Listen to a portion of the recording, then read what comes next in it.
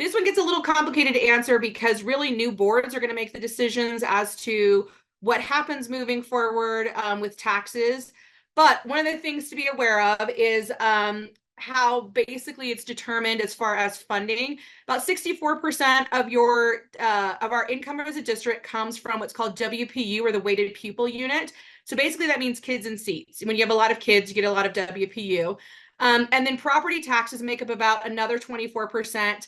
Federal is about 10%, and the remaining 2% is things like gate fees at games, cell phone tower, rental fees, those kind of things.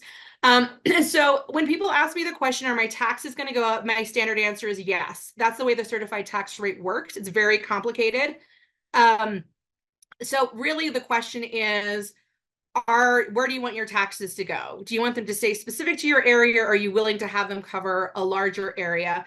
I will also say that when it comes to taxes, specifically for the West Side, I feel like we have a really strong dynamic. We have projected growth as far as our WPU, as well as our residential and commercial growth. So I feel very confident that we're going to have a very strong tax base moving forward. So really when it comes down to it is you need to decide where your taxes are going to go.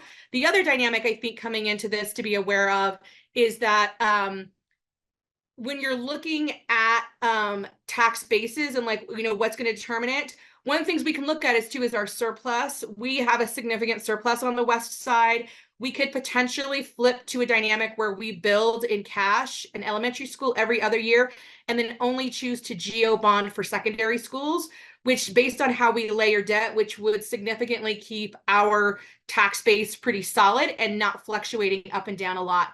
And then as you can see on the slide that's been brought up about our adjusted taxable value growth, the West Side in particular, you're seeing a significant increase from about $9 billion to an increase of $48 billion. If you live over here, if you've just seen what's happened in the last year with Home Depot, all the things going on Redwood, the new Walmart coming into Eagle Mountain, databases that are, breaking ground, we have a lot of growth and a lot of potential in our area.